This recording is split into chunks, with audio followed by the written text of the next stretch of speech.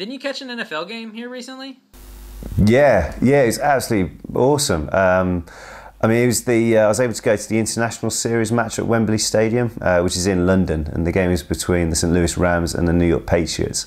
It's actually the 6th time that the NFL have held a game in London, which is really good, and the crowd is always a sellout. So it's certainly looking like a good acquisition over here. So maybe there'll be a franchise here one day. I'm not too sure, but do English people get into American football? Because I feel like between, in America we call it soccer, and then football versus American football, I feel like there's sort of and then you have rugby. It's sort of, is there a clash like in opinions? Not really, no. It's kind of I think it's quite we don't play it in schools over here at all.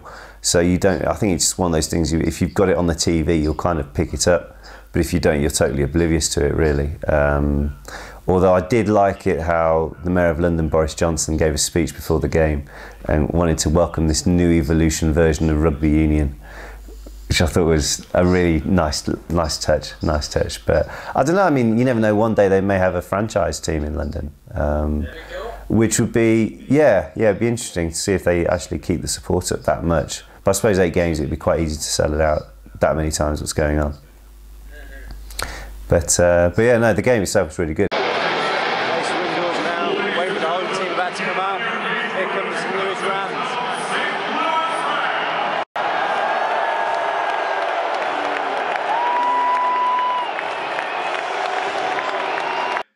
I think it's time we talk about you, Ty. So if you want to fill us in what you do and everything like that. All right. Well, a little bit about me. I graduated USC in directing and writing here about 3 years ago now, and so since then I've kind of been writing and directing my own projects. I just got back from Kenya not too long ago. Shot a documentary there for my mentor, which was pretty cool, and we've been in the editing room for the last 6 months working on that, and just been working on the next projects, writing the next couple features. So hopefully something lands.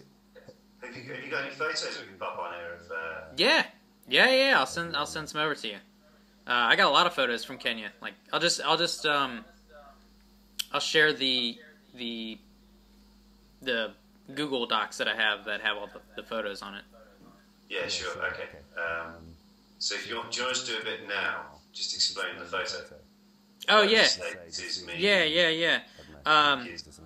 So this is a photo of me with Minette, who is an orphan child. She lost her parents to AIDS, and the orphanage where I filmed the documentary is it holds 50 children who've lost their parents to AIDS. And what happened is my mentor caught wind of this along with several other prolific people in Kenya, and they said, we got to do something about this. And they built this orphanage, and the kids' lives have been totally turned around. And so it's really amazing. It's been running for about 10 years now, and they didn't have any press coverage for it. So I said, well, I'll go over there and shoot it for you.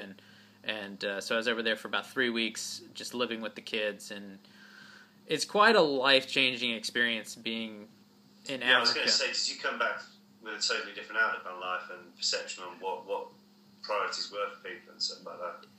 Absolutely, and I know it's very, very cliche to say, but you really do, because you see these people who have literally nothing. I mean, they roll up bags and make footballs out of bags and yarn, and but they're so content and happy, and they have nothing, but they share every bit of nothing that they have with you, which is quite amazing to me.